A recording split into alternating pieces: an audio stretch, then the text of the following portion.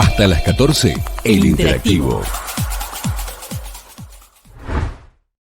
Bueno, no lo hacemos demorar más. Como siempre, un placer hablar con el ingeniero Miguel Ponce. Como bien decía Fernando, hay una palabra rara que empieza a aparecer ahora con el tema de los precios de los combustibles. Nos sumamos al ingeniero Miguel Ponce, lo saludamos y le agradecemos el tiempo. ¿Cómo le va, Miguel?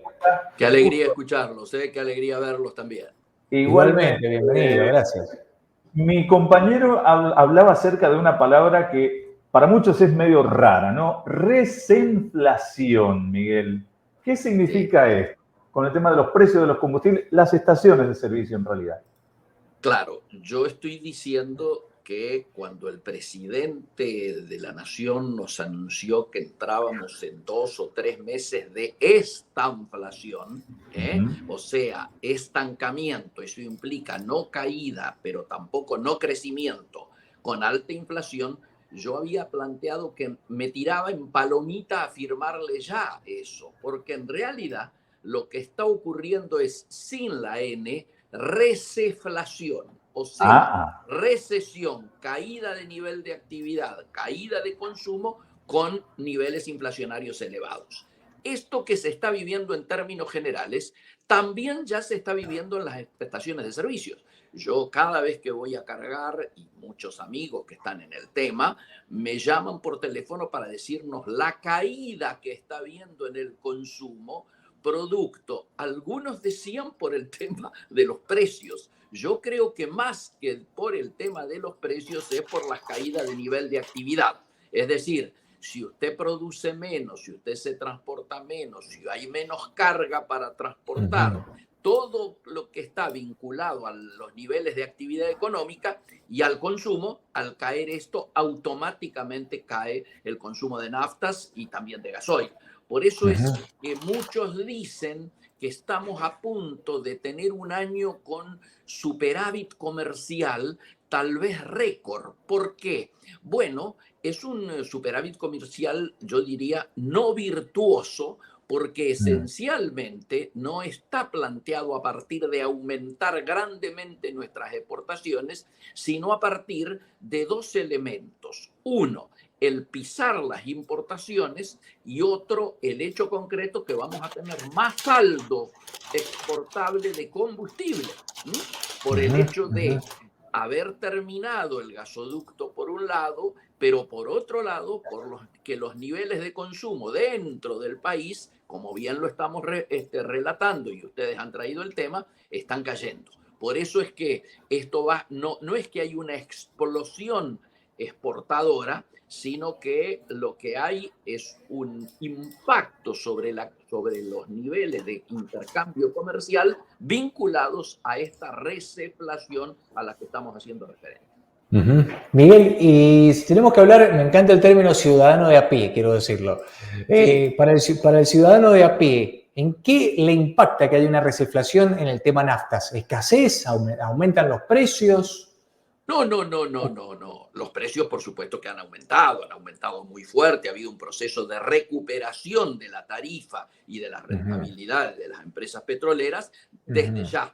Pero yo diría que al ciudadano de a pie le afecta la receflación más que el impacto de las naftas. Yo diría, tal vez si entramos en tiempos... La receflación es consecuencia digamos. Absolutamente, consecuencia de lo que está viviendo el ciudadano de a pie, justamente. Que no puede cargar nafta, no puede comprarlo. Absolutamente, y me parece también que esto que algunos dicen va a durar poco, o sea que se debate, ya que el presidente habló de una caída y un rebote. Yo creo que en lugar de una B corta, como sería el dibujo, para mí vamos a entrar en una L en la cual no sé cuánto tiempo va a durar diríamos, la patita horizontal de la L. Claro. ¿Cuántos meses va a durar y cuánto vamos a tener que esperar para que se transforme en una U? Claro, Es el eso quería decir. Una U ahí una U media cuadrada, pero en definitiva que vuelva a levantar, ¿no? En algún momento. Que vuelva a levantar. Mi sensación es que por lo menos tenemos todo este trimestre y algunos no quieren hablar para no atraer viejos recuerdos, todo el semestre en este estado. Mi sensación, de acuerdo inclusive a lo que dicen ya los organismos internacionales, es que en el año hemos tenido que recalcular lo que algunos pensaban iba a ser una recesión breve y leve. Otros ya estamos pensando que hay una caída de piso del 4,5% y puede llegar hasta el 6 o el 7 la caída. Esta es la preocupación que hay. De hecho, la han hecho saber los visitantes que hemos tenido el fin de semana y la semana pasada, ¿no es cierto? Tanto Blinken como la número 2 del Fondo Monetario Internacional. Ingeniero, le hago una consulta tal vez apelando a su prodigiosa memoria. Usted también ha sido funcionario, seguramente se tiene que acordar cuando en el año 2001 los precios estaban también en un sentido estratosférico. Asumió Néstor Kirchner y parecía una especie de milagro que de pronto la Argentina bajara tanto su nivel de inflación. Yo quiero apelar a su explicación, porque con el paso del tiempo la gente por ahí tiende a que se le difuminen un poco los recuerdos. ¿Por qué fue posible en aquel momento y por qué se ve tan lejano ahora esa especie de milagro de acomodar la economía tan abruptamente? Bueno, primero recordemos que el presidente Néstor Kirchner era un obsesivo de los superávit mellizos. ¿Recuerdan? Los superávit mellizos eran el superávit comercial, el superávit de la balanza y el superávit de pagos, es decir, ingresos y egresos. Con el cuadernito diariamente llamaba preguntando cuál había sido el ingreso y cuáles eran los egresos. Este es un primer tema que está vinculado a una disciplina fiscal importante. Obviamente que el superávit de la balanza comercial en ese momento tuvo mucho que ver con que le tocaron unos precios internacionales espectaculares. En aquel momento estábamos con la soja en 600, hoy estamos en el entorno de 400 y en bajada. O sea, ha caído el tema de la soja un 30-40% y más ha caído el tema del trigo y el maíz. Con lo cual, digo, las dificultades hoy son diferentes. El segundo elemento es que, por supuesto, también en aquel momento se pisaron tarifas.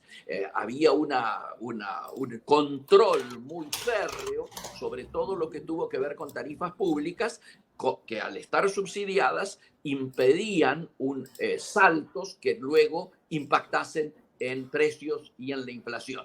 Y además hubo una recuperación del salario que por supuesto hacía que los niveles de actividad y de consumo se mantuvieran.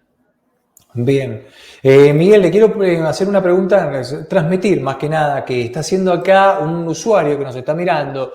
¿Se puede hablar de superávit fiscal cuando todavía la Cámara Baja no ha votado el Ejecutivo del presupuesto 2024?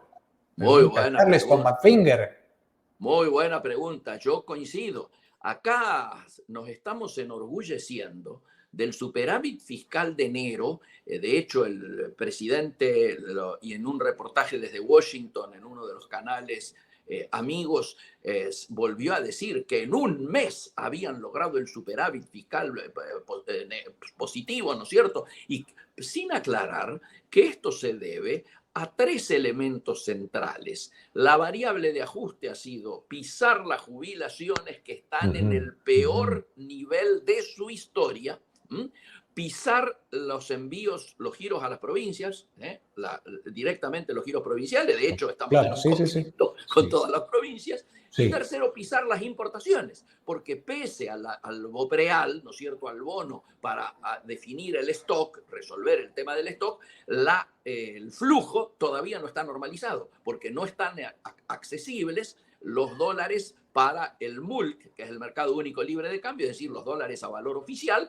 porque justamente lo han pisado para poder mostrar este número. Y el otro elemento es precisamente este. Se está operando con un presupuesto sin colocarle el factor inflacionario, sin corregirlo por la inflación, y estamos hablando de los valores del año pasado. Mi sensación es que cuando esto se sincere, vamos a ver cuándo, los números seguramente van a ser otros. De la misma manera que cuando se actualice el tema jubilatorio y cuando se normalice los giros a las provincias. Hecho que me parece estamos pronto a ver, porque esta escalada de conflicto que ha habido con el interior del país, con todos los gobernadores, salvo uno, el de Tucumán, Alto, todos los demás apuntalando, ya empieza a tener respuestas muy concretas. Se acaba de presentar por parte de los legisladores provinciales un pedido de tratamiento del DNU en el Senado, con lo cual prácticamente podríamos adelantar que está a punto de caer el DNU 70, ¿no? Ingeniero, más que agradecerle, no podemos realmente. La forma que usted tiene de explicar todo esto, y me atrevo a sumar algo más que me parece esencial. Puede que la política o el entendimiento del periodismo, etcétera, no lo considere, pero la confianza de la ciudadanía se está rompiendo cada vez más. Y eso me parece que es esencial para poder sostener algo sólidamente, ¿no? Coincido con lo suyo, fíjese usted que está habiendo conflicto con las provincias, que es hablar con los provincianos y también con la ciudad de Buenos Aires, en distritos donde el presidente de la Nación había ganado con comodidad. Hoy por hoy, ya hasta los que le manejan este tipo de cosas han tenido que reconocer que el crecimiento acelerado de la imagen negativa haría que hay que irse olvidando de aquel 56% con el que fue elegido, ¿no? Sin duda. Coincido con ustedes. Es increíble. Sí, la confianza está en crisis, está en terapia intensiva. Ingeniero, sí, perdón. Sus propios votantes están padeciendo esto. No es que este sufrimiento, esta angustia, esta incertidumbre es transversal a todos. Hayan votado lo que hayan votado, es obvio. Es increíble cómo no es solamente números, ingeniero. Hablar con ustedes también entender todo en la cuestión macro. Un abrazo gigante, ingeniero. Muchas gracias. Gracias, Alejandro. Abrazos a Fernando también y a todos los seguidores de ustedes, que cada vez son más. Chau. Muchas gracias. Miguel, muchas gracias. El ingeniero Miguel Ponce es analista económico. Como siempre, un placer. Es una clase magistral la que nos brinda en 10 minutos. Ahí estábamos hablando de receflación y todo lo que conlleva eso, porque es el primer dominó, la primera ficha de dominó que empieza a mover las otras, Fernando. Sí, señor. Bueno, escenario entonces que tiene que ver con, se complica cada vez más, consumir combustible. Y eso justamente tiene efectos también en la economía, ¿no? Y ahí lo explicaba perfectamente Miguel. Linda nota para repasar, porque es que es economía, es complejo. Linda nota para repasar, para verla tranquilo y compartirla también en nuestras redes. Queda alojada en nuestro canal de YouTube de Ciudadano.news. Pausa por aquí, en el Interactivo. Lo volvemos. Hasta las 14, El Interactivo.